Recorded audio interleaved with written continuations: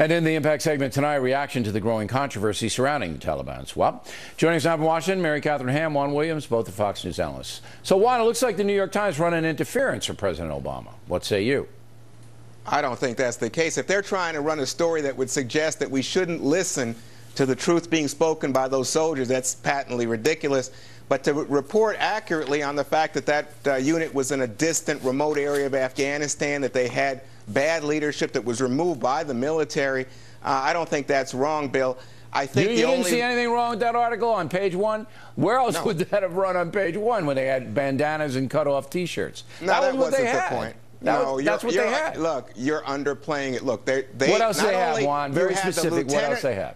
You just heard Colonel Hunt say the lieutenant was removed. You had the sergeant removed. That was months and months and months before. And that's evidence of the fact that that unit was having discipline trouble. But let me just say, Bill. No, it isn't. It's poor leadership, not discipline trouble. Nobody makes that accusation, not even at Times. The Times article suggests that that unit lacked respect, and that's what you just heard from the soldier on your program for the initial officer, yes, who was removed. But let me just say, the thing I have trouble with in the talking points memo tonight is you're saying, oh, forget about this guy's health. He looks healthy. You know, he looks like he could go out there and run a mile. The doctors are saying he's healthy, Juan. It's been reported everywhere. That's not true, Hunt confirmed it. Yes, it is, Juan. That's not true. The truth is that kid could have terrible psychological scars that you and I can't see. Psychological is not physical, and I made that quite... Hey, Juan, you're really off it tonight. Number one, the doctors are saying he's physically okay. That's a fact, and if you deny the fact, you're not telling the truth. Number two, I made it quite clear there's a difference between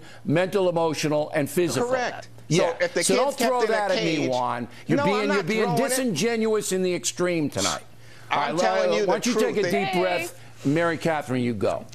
Yeah, a couple things. First of all, I do want to say about this unit, they were well disciplined enough that after this guy disappeared, they launched several rescue missions for him, putting themselves at great risk and losing some brothers in arms. So let's keep that at the forefront. We don't know that for sure. Let me correct the record. The Army will not confirm there were any direct deaths. There's been a lot of reporting on this, Bill, but go ahead. On what? I said this has been reported several times, but yes, you're right to caveat it. But the Army will not confirm it. Maybe the fix is in. Quite possible, but we have to. Look.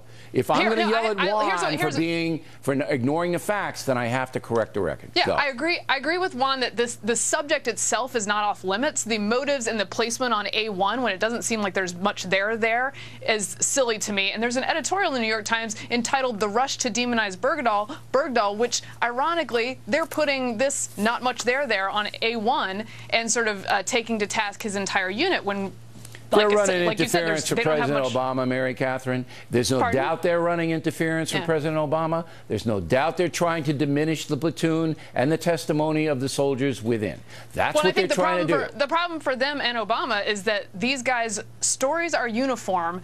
There has been an Army investigation into Bergdahl, which has been leaked and found at least that he walked away. We know he's a deserter. And he's entitled to a trial as to whether it meets the definition of desertion. But there's actually an investigation that's been concluded.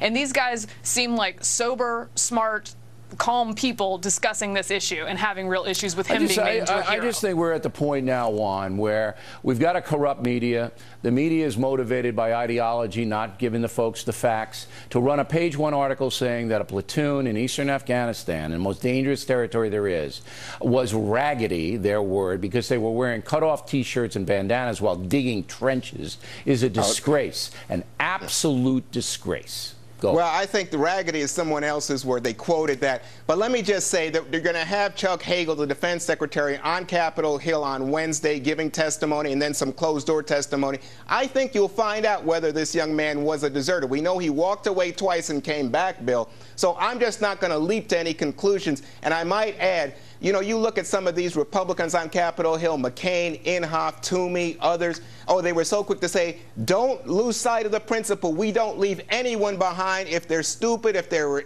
you know, a deserter, whatever. Now those people are condemning bringing him back. I find that very troubling. I think they're the ones who are taking it out of context. The facts were not. Not all the facts were at issue when those things were said. And frankly, the New York Times in its editorial misquoted McCain and left out the fact that when he supported it, he said, I'd have to have the facts about this before I'd support it. And as to his health, one more thing. That video that the administration purports to have found so alarming came in January, and they waited till June to do this. They were trying to make a deal. They're caught up in another deception. The deal was on the table in January. It's another deception. They had to make a deal because lots of people didn't want the deal in CIA and defense, and they had to finally be bought in, and they did buy in once they were agreed to the terms. I just want everybody to be clear, all right? The doctors who examined Bergdahl in Bagram and in Germany all say there's nothing wrong with him physically. Physically. Yes, and Bill conceded that there might be emotional issues. Directly ahead, Britt Hume on whether voters will now reject the Democrats because of the Taliban and VA situations. Later, Jesse Waters travels to Sergeant Bergdahl's hometown. Find out what the folks there think. Those reports after these messages.